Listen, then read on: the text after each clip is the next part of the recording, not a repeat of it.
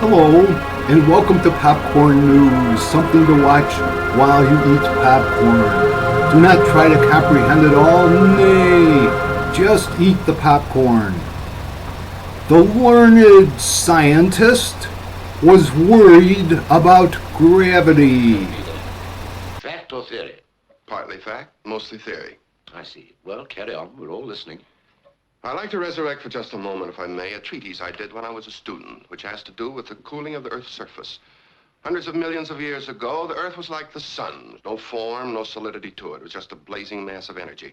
And then the Earth started cooling, and as it cooled, an outer crust was formed. The energy was still there, but it was being compressed beneath this crust. And as time went by, the crust grew deeper. And the compression became greater as this vast energy was being squeezed into an ever-decreasing space. May I interrupt a moment, Adam? What you're telling us is something that every schoolboy knows. What's it leading to? I'm sorry, maybe I should skip the preliminaries. No, don't skip anything, Adam. I was never very bright at school. Now, then, in a comparatively, if you check, you will find that every 50 years, by virtue of the position of the Earth in the solar system, a greater pull is exerted on the surface of this planet than at other times. Quite unnoticeable to us, but 2,000 miles down. Who knows? And during the short period of time that this pull is its most powerful, you will also find there's always been a freak earth tremor, and that each of these cases, a fissure has opened in the surface of the Earth. Now, what if on these occasions some of the vast energy trapped below had caused the eruptions or tremors in an attempt to reach the surface? What if, in fact, it did reach the surface? It looked around for a means to sustain its existence. For to live, one must have nourishment. Listen to me, all of you. We've been told a story based on a little fact and a great deal of fiction. I'm amazed that this story has been accepted by all of you without the slightest doubt or hesitation. I said just now I thought the whole thing was fantastic. I'll go further than that. It's absolute rubbish. Dr. Royston, you're a scientist. You deal with facts. A man of your intelligence capabilities has no right to talk to you. Said the learned scientist. Every 50 or so years, due to the position of the planets, there are Earth tremors. But now, a new planet called Planet X is entering our solar system. What dramatic Earth tremors can be expected?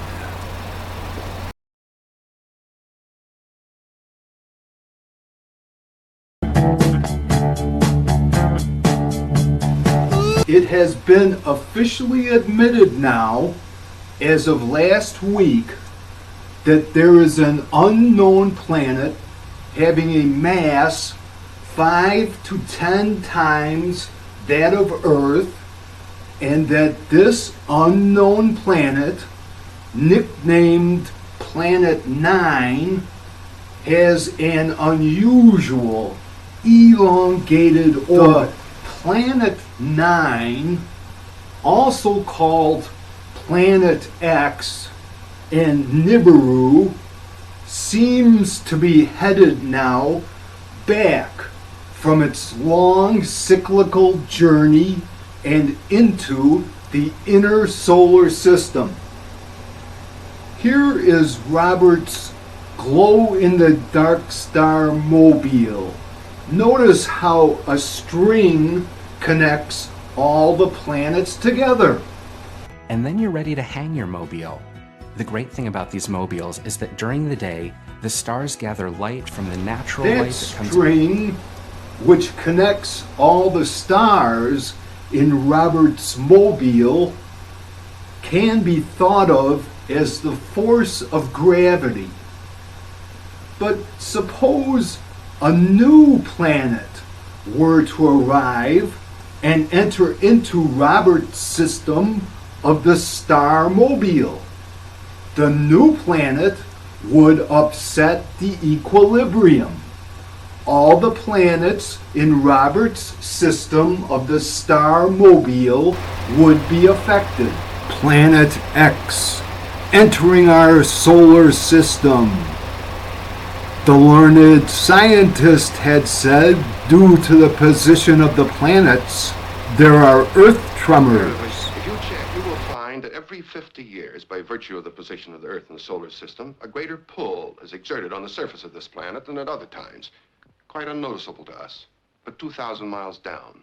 Who knows? And during the short period of time that this pull is its most powerful, you will also find there's always been a freak earth tremor, and that each of these cases, a fissure has opened in the surface of the earth. Now, why did one... From an old book, The Influence of the Blu-ray by General A.J. Pleasanton, republished by Kessinger.net. So, in the interior of the Earth, the intense positive electricity evolved there in conjunction with the negative electricity. Also, they're in great quantities. And this produces enormous heat. Heat from the interior of the Earth, not traveling through space from the sun. This enormous heat fuses metals, and it has disengaging gases of great volume and expansive power, and it forces them against the irregular surfaces of the interior of the crust of the Earth and sets the ball in its rotary motion on its axis. Planet X draws near. The fissure opens. We are confronted by unspeakable horror. Concrete tombstone. Rest in peace, huh? You don't think it's done me good, do you? Well, how could it? Let's look at the facts. You know, this... Here, give me that.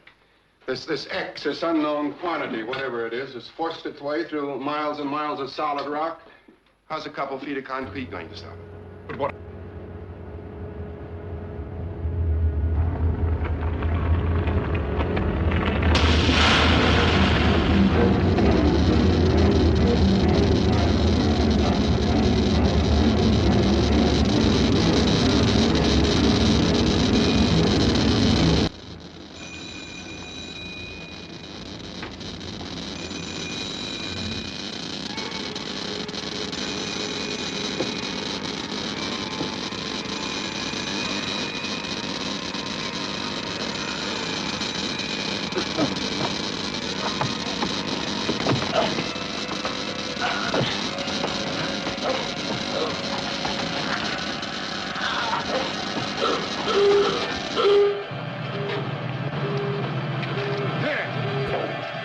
Check the main gate, see if you can spot it. Right.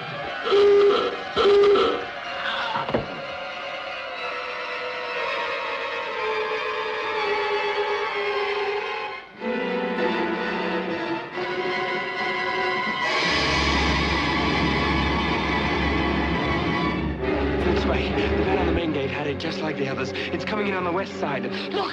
There it is, on the roof!